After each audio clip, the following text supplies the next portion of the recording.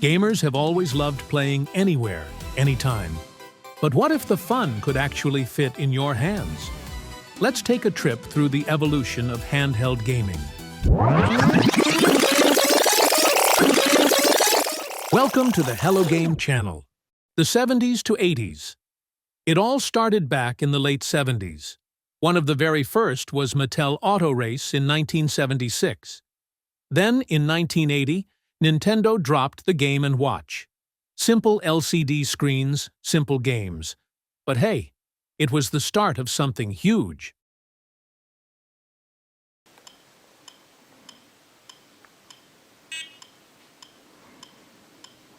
Game & Watch actually inspired the Nintendo DS many years later. 1989 changed everything. The Nintendo Game Boy. With hits like Tetris and Pokémon, it became a worldwide legend. Fun fact, a Game Boy that survived a Gulf War bombing still works and is displayed in a museum. Competitors also joined in, Sega Game Gear with color, and the Neo Geo Pocket for hardcore fans. Whoa. Color. Hey, there's an easier way to get color. Get a Game Gear, the full color portable with over a... It's here! The revolutionary Neo Geo Pocket Color!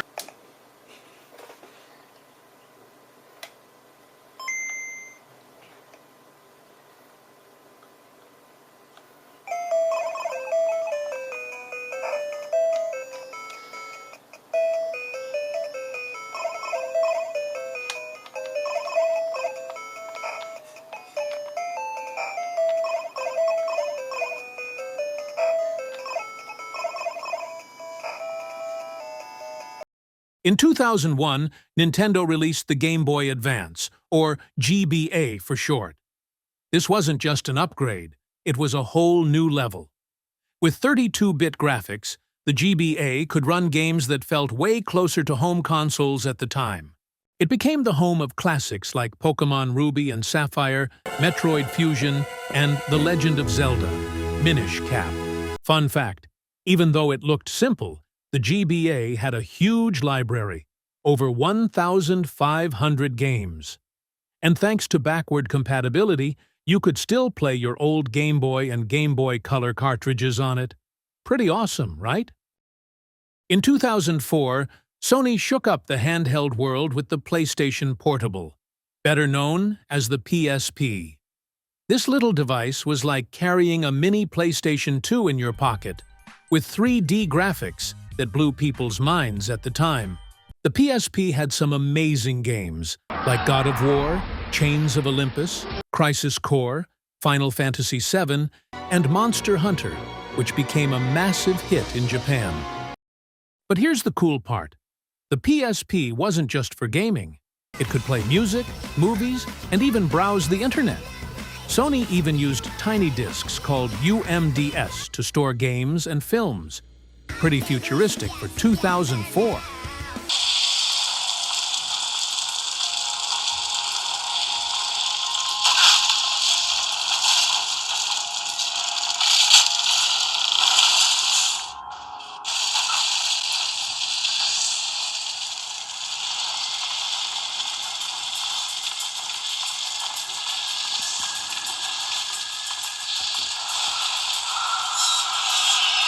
In the same era, Nintendo dropped the Nintendo DS in 2004, and it was a total game-changer. The DS had not just one, but two screens, and the bottom one was a touchscreen. That opened up a whole new way to play games. It quickly became a worldwide hit with titles like Mario Kart DS, Nintendogs, and Brain Age. People who had never played video games before suddenly picked up a DS just to try these unique experiences.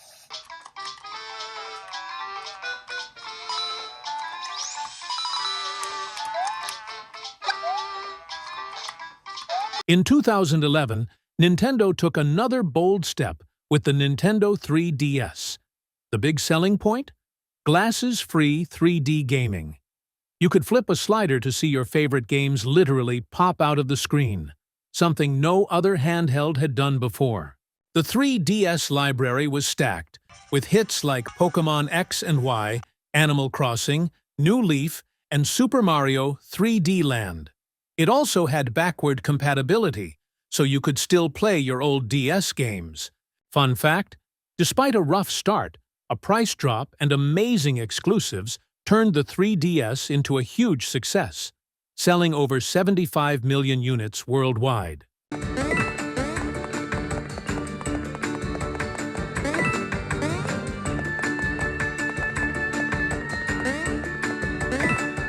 The Nintendo 3DS proved that handheld gaming was still alive and kicking in the 2010s. But of course, Sony wasn't about to back down. Just a few months later, they introduced their answer, the PlayStation Vita. This wasn't just another handheld, it was a powerhouse. With an OLED screen, dual analog sticks, and graphics close to a PlayStation 3, the Vita felt like console gaming in the palm of your hand. It had some incredible games, like Uncharted, Golden Abyss, Persona 4 Golden, and Killzone, Mercenary. Fun fact, the Vita was also ahead of its time. It had touch controls on the front and even a touchpad on the back. Plus, it could connect with a PS3 or PS4 for remote play. Sadly, despite its impressive hardware, the Vita struggled with sales. But today, it's remembered as one of the most underrated handhelds ever.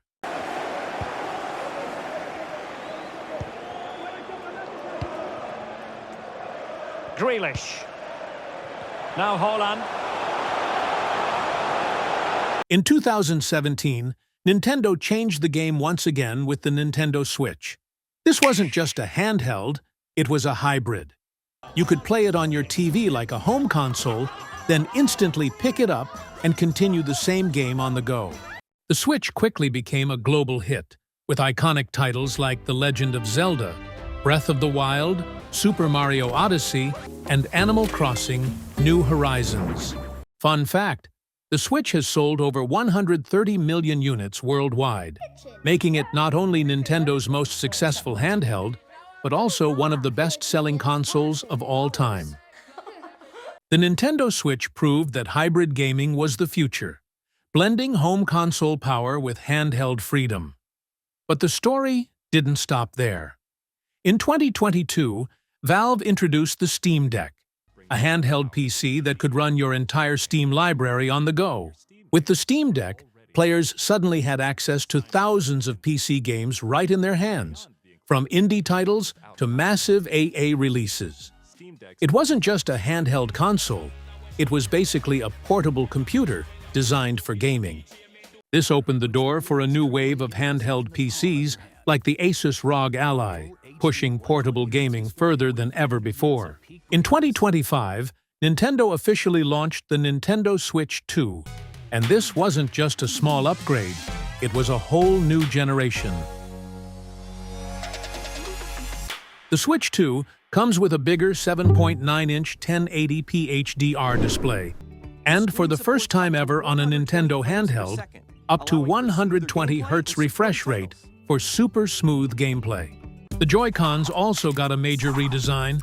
They now attach magnetically and even include a brand new C button for features like game chat, voice chat, screen sharing, and even live streaming straight from your console. Dock it at home, and the Switch 2 can output games in 4K resolution, giving players the flexibility to enjoy both handheld and big-screen gaming.